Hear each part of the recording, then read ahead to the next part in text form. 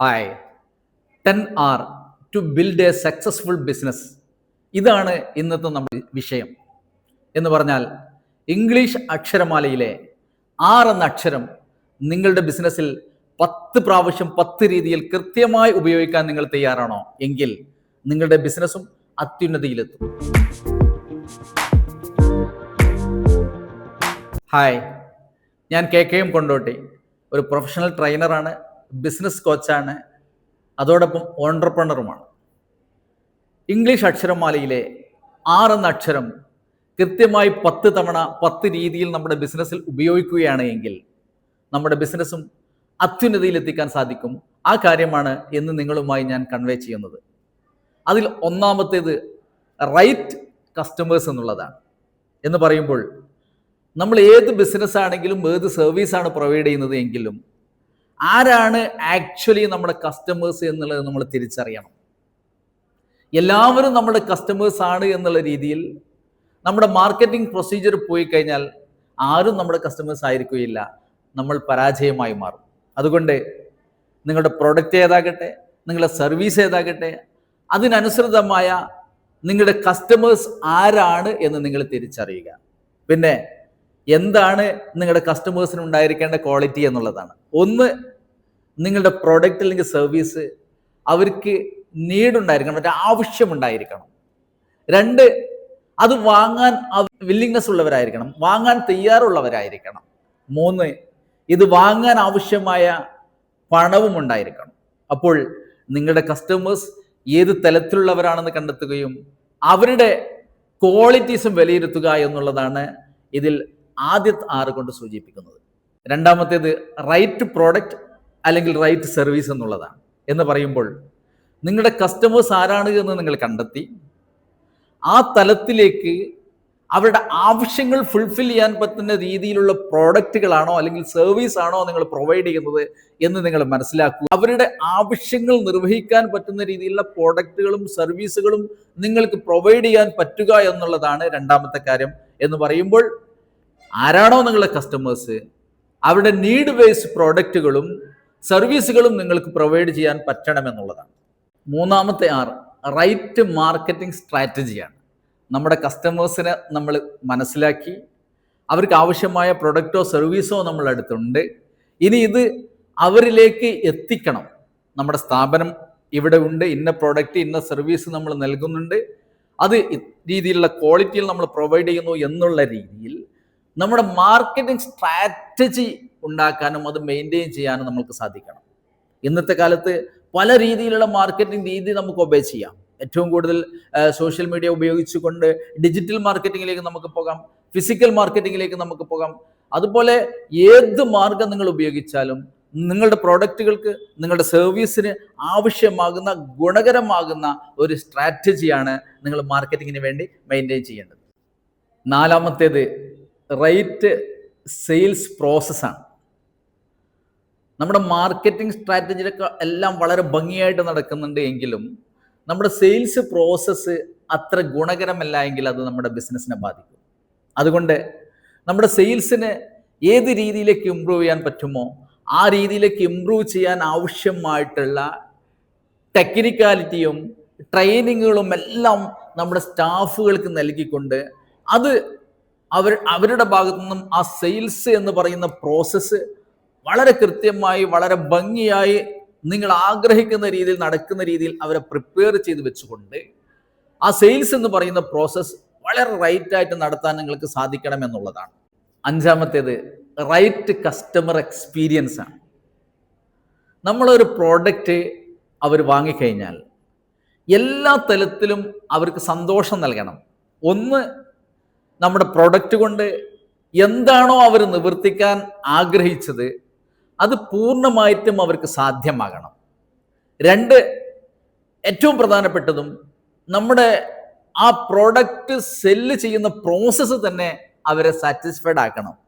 മാത്രം പോരാ, after sale സർവീസും കൃത്യമായിട്ട് ലഭിക്കുന്ന ഒരു രീതി നമ്മളെടുത്ത് ഉണ്ടായിരിക്കണം. അങ്ങനെ വരുമ്പോഴാണ് ഈ കസ്റ്റമർ നമ്മുടെ പ്രോഡക്റ്റിൽ, നമ്മുടെ സർവീസിൽ സാറ്റിസ്ഫൈഡ് ആകുന്നത്.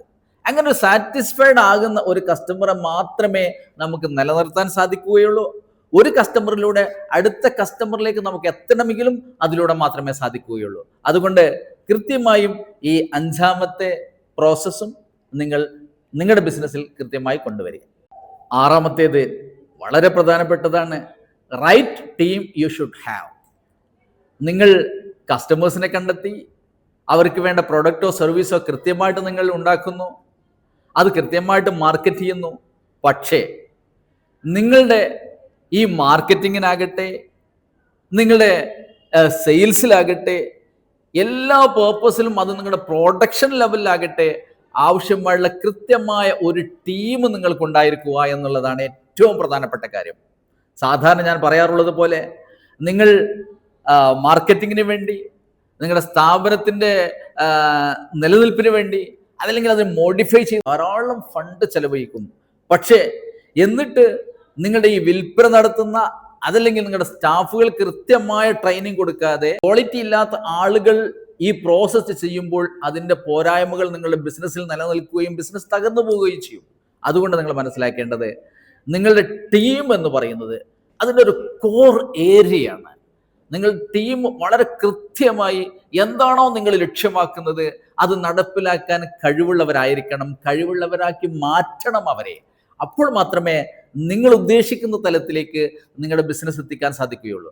അതുകൊണ്ട് കൃത്യമായി നിങ്ങളുടെ ടീമിന് അതിൻ്റെ ടെക്നിക്കൽ തലത്തിലുള്ള ട്രെയിനിങ്ങുകളും പ്രൊഡക്റ്റ് നോളജുകളും, അതോടൊപ്പം ഈ സെയിൽസ് അല്ലെങ്കിൽ മാർക്കറ്റിംഗ് പ്രോസസ്സ് കൃത്യമായിട്ട് നടത്താൻ ആവശ്യമായുള്ള സോഫ്റ്റ് സ്കിൽസ് ട്രെയിനിങ്ങുകളെല്ലാം നൽകിക്കൊണ്ട് അവരെ എഫിഷ്യൻ്റാക്കി നിലനിർത്തുക, അവരെ എക്സലന്റ് പെർഫോമേഴ്സ് ആക്കുക എന്നുള്ളത് വളരെ ഇമ്പോർട്ടൻ്റ് ആണ്. 7ാമത്തത് റൈറ്റ് പ്രൈസിങ് സ്ട്രാറ്റജി എന്ന് പറഞ്ഞാൽ, നമ്മളൊരു പ്രോഡക്റ്റോ സർവീസോ ആണ് നൽകുന്നത്, പക്ഷേ അതിന് മാർക്കറ്റിലുള്ള വിലയേക്കാൾ വളരെ കൂടിപ്പോകുകയോ വളരെ താഴ്ന്നു പോകുകയോ ചെയ്യരുത്. നമ്മുടെ കോമ്പറ്റേറ്റേഴ്സിന്റെ വിലയേക്കാൾ 5-10% ഡിഫറൻസ് വരാം. അത് താഴോട്ടാകാം അല്ലെങ്കിൽ മുകളിലോട്ടാകാം. അതിലേറെ കൂടിക്കഴിഞ്ഞാൽ അല്ലെങ്കിൽ അതിലേറെ താഴ്ന്നു കഴിഞ്ഞാൽ ഈ പ്രൊഡക്റ്റിലുള്ള വിശ്വാസ്യത അവർക്ക് നഷ്ടപ്പെടുകയും, മാത്രമല്ല ഇതേ പ്രൊഡക്റ്റ് ഇതിലും കുറഞ്ഞ വിലക്കപ്പുറത്ത് കിട്ടുമ്പോൾ എന്തിനാണ് ഞാൻ ഇത്ര വലിയൊരു സംഖ്യ ഇതിന് മുടക്കുന്നത് എന്നുള്ള തോന്നൽ അവർക്ക് ഉണ്ടാകുകയും അത് നിങ്ങളുടെ ബിസിനസ്സിനെ ബാധിക്കുകയും ചെയ്യും. അതോടൊപ്പം നിങ്ങൾ വളരെ കുറഞ്ഞ പ്രൈസുകൾക്കാണ് ഈ പ്രോഡക്റ്റ് നൽകുന്നത് എങ്കിൽ അത് നിങ്ങളുടെ ഏണിങ്സിനെ ബാധിക്കും എന്നുള്ളതിലുപരി അത് കസ്റ്റമറിൽ ഒരു സംശയം നിലനിർത്തും. എന്തുകൊണ്ടാണ് ഇവർ ഇത്ര കുറഞ്ഞ വിലയ്ക്ക് പ്രോഡക്റ്റ് കൊടുക്കുന്നത് അല്ലെങ്കിൽ കൊടുക്കാൻ കഴിയുന്നത്? അപ്പോൾ അതിന്റെ പിന്നിൽ എന്തെങ്കിലും കാരണമുണ്ടാകുമല്ലോ എന്നുള്ളൊരു തോന്നലും ഒരു സംശയവും അവരുടെ മനസ്സിൽ വരികയും അത് നമ്മുടെ ബിസിനസ്സിനെ നെഗറ്റീവായിട്ട് ബാധിക്കുകയും ചെയ്യും. അതുകൊണ്ട് പ്രൈസിങ് സ്ട്രാറ്റജി എന്നുള്ളത് വളരെ ഇമ്പോർട്ടൻ്റ് ആണ്. നിങ്ങളുടെ പ്രൊഡക്റ്റുകൾ സർവീസുകൾക്ക് 10% അല്ലെങ്കിൽ 5% ഒക്കെ കുറഞ്ഞോ കൂടിയോ പ്രൈസിങ് നിങ്ങൾക്ക് നടത്താവുന്നതാണ്. കൃത്യമായി മാർക്കറ്റ് പഠിച്ച് വേണം നിങ്ങൾ വില നിർണ്ണയിക്കാൻ. 8ാമത്തെ R റൈറ്റ് മണി മാനേജ്മെന്റ് സിസ്റ്റമാണ്. ഏതൊരു സ്ഥാപനത്തിനും അടിസ്ഥാനപരമായിട്ടുണ്ടായിരിക്കേണ്ട ഏറ്റവും വലിയൊരു കാര്യമാണിത്. കാരണം നമ്മുടെ സ്ഥാപനത്തിൽ ധാരാളം വരവും ധാരാളം ചെലവും ഉണ്ടാകും. അത് പ്രൊഡക്ഷൻ ആകട്ടെ സർവീസ് ആകട്ടെ. അപ്പൊ ഏതെല്ലാം രീതിയിലാണ് നമ്മുടെ വരവ് വരുന്നത് എങ്കിലും അതിന് കൃത്യമായിട്ട് ചെലവഴിക്കുന്നിടത്തും പ്ലാനിങ്ങും കൃത്യമായ ധാരണകളും ഉണ്ടായിരിക്കണം. എന്ന് പറഞ്ഞാൽ മണി ഫ്ലോ കൃത്യമായി മാനേജ് ചെയ്യാൻ കഴിവുള്ള ഒരു ടീമും അതിനനുസരിച്ചുള്ള സെറ്റപ്പും നിങ്ങളുടെ സ്ഥാപനത്തിൽ ഉണ്ടായിരിക്കണം. കൃത്യമായ മണി മാനേജ്മെന്റ് സിസ്റ്റം നിങ്ങളുടെ സ്ഥാപനത്തിൽ ഇല്ല എങ്കിൽ നമുക്കറിയാം പല നന്നായിട്ട് ബിസിനസ് നടത്തുന്ന സ്ഥാപനങ്ങളൊക്കെ കുറെ വർഷങ്ങൾ കഴിയുമ്പോൾ തകർന്നു പോകാനുണ്ടാകുന്ന കാരണം ഇതാണ്. അവരുടെ ബിസിനസ്സിനനുസരിച്ച് ആ ഫ്ലോക്ക് അനുസരിച്ച് അവര് പണം ചെലവഴിക്കുന്നതിന് പകരം അവര് വേണ്ടാത്ത കാര്യങ്ങൾ വാങ്ങിക്കൂട്ടുകയും ആവശ്യമില്ലാത്ത സമയത്ത് ആവശ്യമില്ലാത്ത ചെലവ് സൃഷ്ടിക്കുകയും ചെയ്യുമ്പോൾ ആ ബിസിനസ് പർച്ചേസ് തലത്തിൽ അവർക്ക് ആവശ്യമായിട്ടുള്ള ക്യാഷ് ഇവിടെ ഇല്ലാതെ വരും.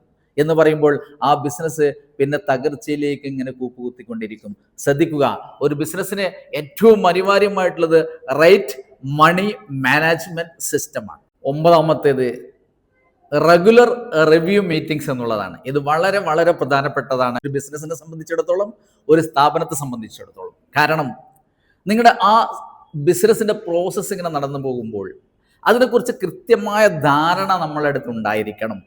ആ ധാരണ ഓരോ മേഖലയിൽ പ്രവർത്തിക്കുന്നവർക്കും കൃത്യമായിട്ട് പകർന്നു കൊടുക്കാനും നമുക്ക് സാധിക്കണം. അതുകൊണ്ട് തന്നെ ഓരോ ആഴ്ചയിലും അതല്ലെങ്കിൽ ഡെയിലി എന്ന പോലെ നമുക്ക് റിവ്യൂ മീറ്റിംഗ്സുകൾ നടത്താൻ സാധിക്കണം. ആ മീറ്റിംഗ്സിലൂടെ ഓരോ ഡിപ്പാർട്ട്മെന്റിൽ ഉണ്ടാകുന്ന പോരായ്മകളും ഗുണങ്ങളും വിലയിരുത്തുകയും ആ പോരായ്മകൾ പരിഹരിക്കാൻ ആവശ്യമായ സൊല്യൂഷൻസ് കൊണ്ടുവരികയും അടുത്ത മീറ്റിംഗ് വരുമ്പോൾ ആ പോരായ്മ പരിഹരിക്കപ്പെട്ടോ ആ സൊല്യൂഷൻ നടപ്പിലാക്കിയോ എന്നുള്ള കാര്യങ്ങളൊക്കെ ചർച്ച ചെയ്തുകൊണ്ട് എവിടെയൊക്കെ പ്രശ്നങ്ങളുണ്ടോ പോരായ്മകളുണ്ടോ അതൊക്കെ ഐഡന്റിഫൈ ചെയ്ത് അതൊക്കെ മോണിറ്റർ ചെയ്ത് അതൊക്കെ പരിഹരിച്ച് മുന്നേറുമ്പോൾ മാത്രമാണ് ഒരു ബിസിനസ് എന്നുള്ള നിലയ്ക്ക് അത് വിജയത്തിലേക്ക് എത്തിക്കാൻ കഴിയുക. അതുകൊണ്ട് നിങ്ങൾ വിശദമായിട്ട് മനസ്സിലാക്കേണ്ട ഒരു മേഖലയാണിത്. വളരെ നീട്ടിപ്പരത്തി ഞാനത് പറയുന്നില്ല, കാരണം വളരെ ചുരുക്കിയാണ് ഈ കാര്യങ്ങളൊക്കെ നമ്മൾ കൈകാര്യം ചെയ്യുന്നത്. റെഗുലർ റിവ്യൂ മീറ്റിംഗ് വളരെ ഇമ്പോർട്ടൻ്റ് ആണ്. ഓരോ ഡിപ്പാർട്ട്മെന്റിൽ നിന്നുള്ള കാര്യങ്ങളിൽ അത് ഹാർഡ് കോപ്പി ആയിട്ട് വാങ്ങുകയും അതോടൊപ്പം മീറ്റിങ്ങിൽ അവരെ കൊണ്ട് കാര്യങ്ങൾ അവതരിപ്പിച്ച് പ്രശ്നങ്ങളും കാര്യങ്ങളും മനസ്സിലാക്കി അതിനൊക്കെ സൊല്യൂഷൻ ഉണ്ടാക്കി ആ സൊല്യൂഷൻ കൃത്യമായിട്ട് നടക്കുന്നുണ്ടോ എന്ന് വിലയിരുത്തി പ്രശ്നങ്ങൾ കണ്ടെത്തുകയും പരിഹാരം നിർദ്ദേശിക്കുകയും പരിഹാര പ്രവർത്തനങ്ങൾ പ്രാവർത്തികമാക്കുകയും ചെയ്തുകൊണ്ട് പ്രശ്നങ്ങളെല്ലാം തീർത്ത് മുന്നേറുമ്പോഴാണ് ഒരു സ്ഥാപനം, ഒരു ബിസിനസ് വിജയത്തിലേക്ക് എത്തുക. 10ാമത്തെ ആറും അവസാനത്തേതുമായിട്ടുള്ളത് റൈറ്റ് ലേണിംഗ് പ്രോസസ്സ് എന്നുള്ളതാണ്. ഏതൊരു ബിസിനസ് നടത്തുന്ന ആളാണ് എങ്കിലും അവനവൻ്റെ മേഖലയിൽ അവൻ ഡെയിലി അപ്ഡേറ്റ് ചെയ്തുകൊണ്ടേ ഇരിക്കണം. ആധുനികമായി കടന്നു വരുന്ന ടെക്നോളജിയെക്കുറിച്ച്, ആ മേഖലയിൽ ഉണ്ടാകുന്ന അപ്ഡേഷൻസിനെ കുറിച്ച് എല്ലാം അവൻ അറിഞ്ഞും മനസ്സിലാക്കിയും പ്രവർത്തിച്ചു കൊണ്ടിരിക്കണം. അവൻ മാത്രം അറിഞ്ഞാൽ പോരാ, അവൻ്റെ ടീമുകൾക്കും ഈ അറിവ് പകർന്നു നൽകാനും ആ ടീമുകളെ എപ്പോഴും സജ്ജരാക്കി യുദ്ധസജ്ജരാക്കി നിലനിർത്താനും ഇവന് സാധിക്കുമ്പോൾ മാത്രമേ ആ ബിസിനസ് വളരെ ഭംഗിയായിട്ട് വളരെ സ്മൂത്തായിട്ട് അപ്ഡേറ്റഡ് ആയിട്ട് മുന്നോട്ട് പോവുകയുള്ളൂ. അപ്പോൾ ഇതിന് ഏറ്റവും പ്രധാനമായിട്ട് വേണ്ടത് നിങ്ങൾ എന്ന വ്യക്തി, അതിന് നേതൃത്വത്തിൽ ഇരിക്കുന്ന വ്യക്തി എപ്പോഴും അപ്ഡേറ്റഡ് ആയിരിക്കണം. പുതിയ പുതിയ കാര്യങ്ങൾ നിങ്ങൾ പഠിച്ചുകൊണ്ടിരിക്കണം. മാത്രം പോരാ, നിങ്ങളുടെ അറിവുകളും പഠനങ്ങളും നിങ്ങൾ ടീമുകൾക്ക് പകർന്നു നൽകാനും അവരെ എപ്പോഴും സജ്ജരായി ഇരുത്താനും നിങ്ങൾക്ക് സാധിക്കുമ്പോഴാണ് നിങ്ങളുടെ ബിസിനസ് അത്യുന്നതങ്ങളിൽ എത്തുക. ഈ പറഞ്ഞിട്ടുള്ള 10 ആറുകൾ നിങ്ങളുടെ ബിസിനസ്സിൽ നിങ്ങൾ കൃത്യമായി സമയബന്ധിതമായിട്ട് നടപ്പിലാക്കുമ്പോൾ നിങ്ങളുടെ ബിസിനസ് വിജയിക്കും, അത്യുന്നതങ്ങളിലെത്തും, യാതൊരു സംശയവുമില്ല. നിങ്ങൾക്ക് ഈ വീഡിയോ ഇഷ്ടപ്പെട്ടുവെങ്കിൽ ലൈക്ക് ചെയ്യുക, ഷെയർ ചെയ്യുക, കമൻറ്റ് ചെയ്യുക. അതോടൊപ്പം ബിസിനസ് തലത്തിൽ ട്രെയിനിങ് മേഖലയിൽ ഞങ്ങളുടെ വല്ല സഹായവും നിങ്ങൾക്ക് ആവശ്യമാണ് എങ്കിൽ ഞങ്ങളുമായി ബന്ധപ്പെടാവുന്നതാണ്. Thank you very much.